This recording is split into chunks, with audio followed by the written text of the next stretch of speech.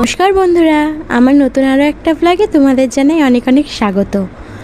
আজকে ব্লগটা শুরু কর অনেকটা বেলা থেকে, আর ব্লগের প্রথমে এসে তোমাদেরকে গুড মর্নিং বা শুভ সকাল বলতে পারলাম না। তো পুজো দিতে বসেছিলাম, আর আজকে ফুলটা অনেক বেশি ছিল, গাছে হয়তো অনেক বেশি ফুল ফুটেছিল, তার জন্য আমার কাছে অনেক বেশি ফুল পাঠিয়েছিল। 4 রকমের তো ফুল আছে, লাল জবা, চন্দন জবা, আর আছে একটা গোলাপি কালারের জবা, আর সাদা টগর ফুল আছে। তো সব ফুল দিয়ে ভাবলাম যখন অনেকটা ফুলই আছে তো একটু মালা বানাই। 2টো মায়ের মালা খুব ভালোভাবেই হয়ে গেল, আর বাকি ফুলগুলো একটু সাজিয়ে দিলাম মায়ের আসনে। আর তার সাথে এখন গনুকেও একটু ফুল সাজিয়ে দিই, যাতে করে ওর একটু ভালো লাগে। এই হচ্ছে ব্যাপার, বুঝলে।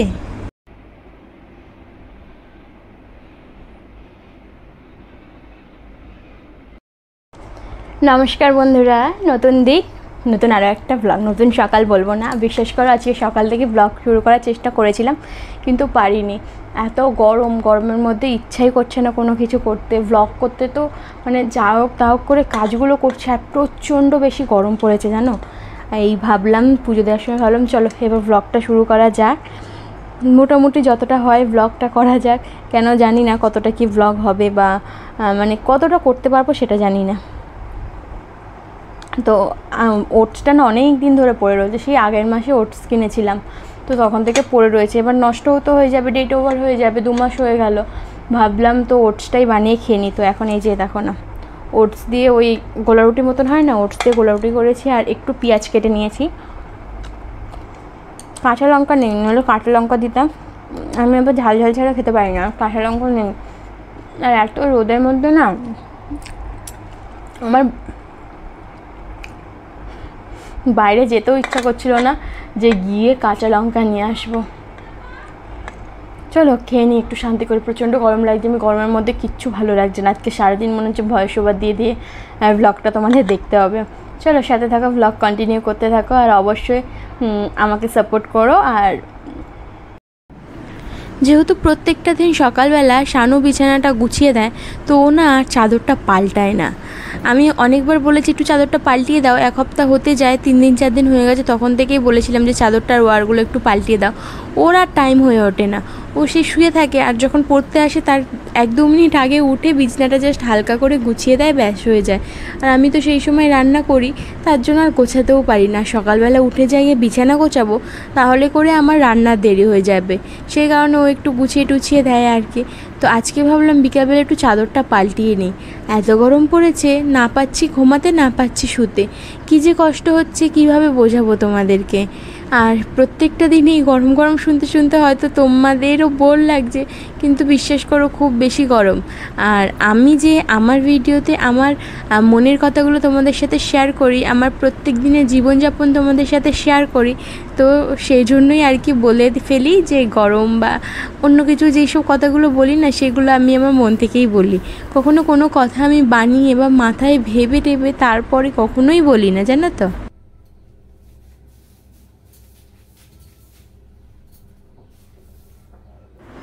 সারাদিনে যে কতবার ঘরদুয়ার ঝাড় দিই আর বিছানা ঠিক করি তার কোনো হিসাব নেই। কখনো কখনো তোমাদেরকে একবার করে দেখাই, আবার কখনো কখনো আবার দেখাইও না, কিন্তু সারাদিনে অনেকবার করে ঘরদুয়ার ঝাড় দিতে হয়।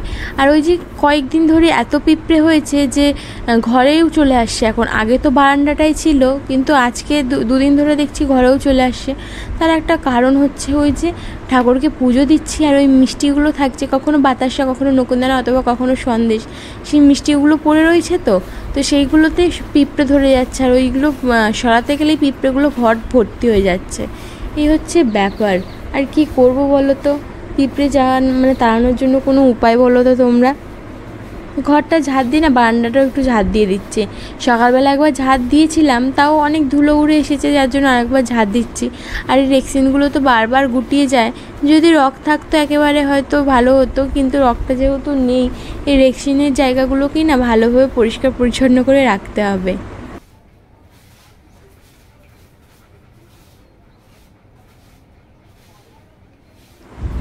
নিজের ঘর যেমনই হোক সেটা সবসময় আমার কাছে শান্তির। আমার তো এই নিজের ঘর ছেড়ে, নিজের বিছানা বালিশ ছেড়ে কোথাও গিয়ে ঘুম আসে না। এমনকি যখন ঘুরতে যাই কোথাও, হোটেলে শুই, তখন আমার ঘুম আসতে চায় না খুব একটা। বলতে গেলে বেশিরভাগ টাইম আমি জেগেই থাকি রাত্রেবেলা। আর ঘুরতে ঘুরতে গেলে তো ওইসব একটু আলাদা ব্যাপার, অনেক টায়ার্ড হয়ে যায়, তো সেই সময় হয়তো একটু ঘুম আসতেই পারে, কিন্তু কারোর বাড়িতে গেলে আর ঘুম আসে না।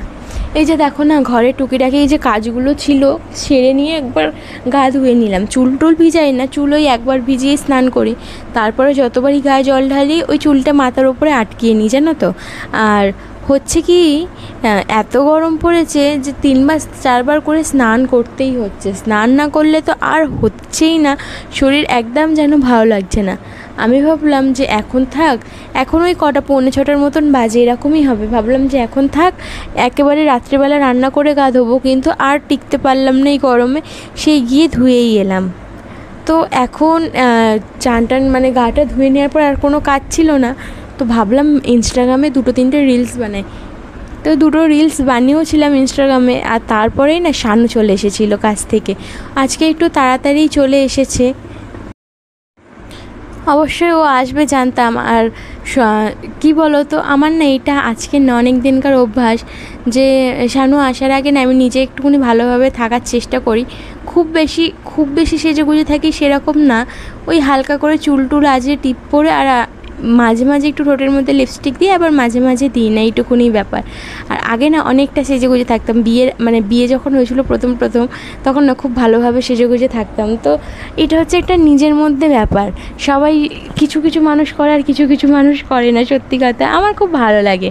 তো ও আসার পর ওর খিদে পাচ্ছিলো, আর ও চপ নিয়ে এসেছিলো 2টো, তো চপ দিয়ে মুড়ি মাখাচ্ছি, আর আমরা খাচ্ছি, ম্যাক্স খাবে না, তো ম্যাক্সকেও না এখানে 2টো বিস্কুট দিয়ে দিয়েছি। আর এর আগেই না আমি সন্ধে দিয়ে দিয়েছিলাম ঘরে, সন্ধে দিয়ে গুনুকে খেতে দিয়ে তারপরে চপটা মাখাচ্ছিলাম, মানে চপ মুড়িটা মাখাচ্ছিলাম।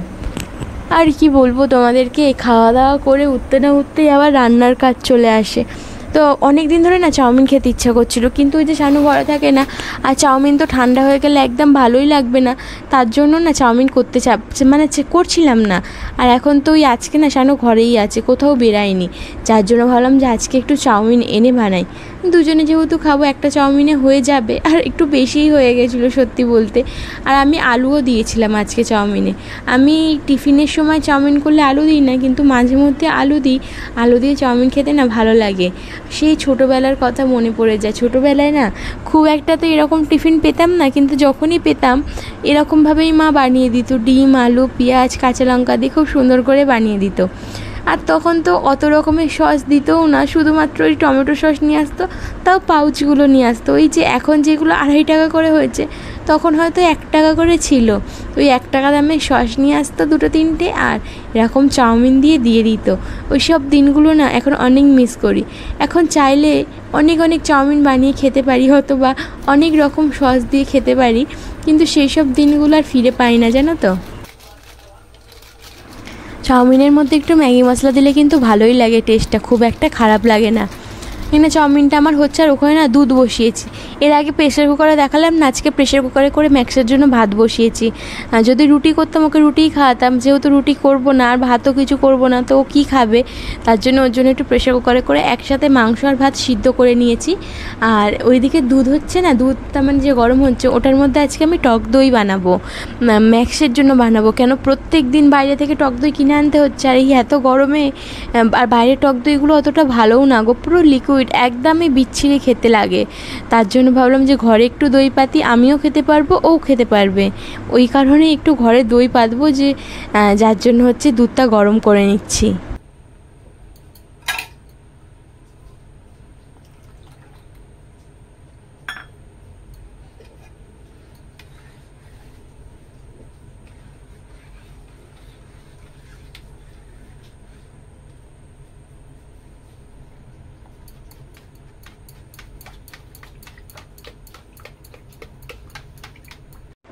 চলো, রান্নাটা তো হয়েই গেল, আর এবার দুজনে বসে খেয়ে নেবো। ম্যাক্সের তো খাওয়া হয়ে গেছে, ওর জন্য চুপচাপ বসে আছে। আর কদিন ধরে যেন তো ভিডিও ছাড়ছে, ভিডিওতে খুব ভালো রিচ আসছে না, হয়তো এই 100-200টা করে ইমপ্রেশন দিচ্ছে, জানি না কেন এতটা রিচ কমিয়ে দিল ফট করে। আমি কিন্তু রেগুলার ভিডিও ছাড়ছি, কোনো রকমের গ্যাপ দিইনি, তার সত্ত্বেও না এত কম রিচ দিচ্ছে এখন। তো মনটা একটু খারাপ হয়ে যাচ্ছে, ভিডিওর মধ্যে সেরকম একটা ভিউ আসছে না। কিছুদিনের আগে একটু ভালো মতোই ভিউ আসছিল, কিন্তু এখন না আর আসছে না। তো মনটা একটু খারাপ লাগছে, মনে হচ্ছে যেন ভিডিও করব না, এটুকুনি মনে হচ্ছে। তো ছাড়ো, এইসব কথা বলে মানে দরকার নেই, এসব কথা বলে মন খারাপ করে দরকার নেই। যেদিনকে হওয়ার হবে সেসব নিয়ে আমি আর চিন্তা করি না। এই যে আমরা এখানে চাউমিন খাচ্ছি আর গনুর জন্য গজা এনেছিলাম দোকান থেকে, তোকে গজা দিলাম। আর খাওয়া দাওয়া শেষে একটু ওর মাথায় তেল মাখিয়ে দিচ্ছি, ওর মাথায় একটু ম্যাসাজ করে দিলে নাকি অনেক ভালো ঘুম হয়। আর এই গরমে যেখানে আমার ঘুম ধরে না, সেখানে ও যদি একটু শান্তি করে ঘুমায় তাহলেও ভালো লাগে। কেননা কি জানো তো, ও তো কাজ করছে সারাদিন, একটুও রেস্ট পায় না, রাত্রিবেলাও যদি ঘুম না হয় তাহলে তো শরীরটা খারাপ করবে। এই হচ্ছে ব্যাপার। তো ওকেও তেল মাখিয়ে দিয়ে আমিও একটু তেলটা মাখবো। আমি একটু ভাবছি এবার থেকে চুলের কেয়ার নেবো, যাতে চুলটা একটু বড় হয়। কেয়ার না নিলে কোনো কিছুই টেকে না, সেটা সম্পর্ক হোক বা চুল হোক বা যাই হোক, সেটা সব কিছুতেই কিন্তু কেয়ারটা প্রয়োজন আছে। তো অনেক চিন্তা ভাবনা করে ভাবলাম যে চুলে একটু মাঝে মাঝে তেল মাখবো আর কেয়ারটা করব। তাহলে চলো বন্ধুরা, আজকের ভিডিওটা আমি এখানেই শেষ করব। দেখা হবে কালকে নতুন একটা ভিডিওর সাথে। আর তোমরা যারা আমাকে ভালোবাসো, পছন্দ করো, তারা কিন্তু অবশ্যই ভিডিওটা একটা লাইক করো আর কমেন্ট করে জানিও যে ভিডিওটা আমার কেমন হয়েছে। অনেক কষ্ট করে ভিডিও বানাই, তোমাদের এই একটা কমেন্ট আমাকে কিন্তু অনুপ্রেরণা যোগায় এই ভিডিও করার জন্য। তাহলে চলো বন্ধুরা, গুড নাইট সবাইকে, অনেক সুস্থ থেকো, অনেক ভালো থেকো।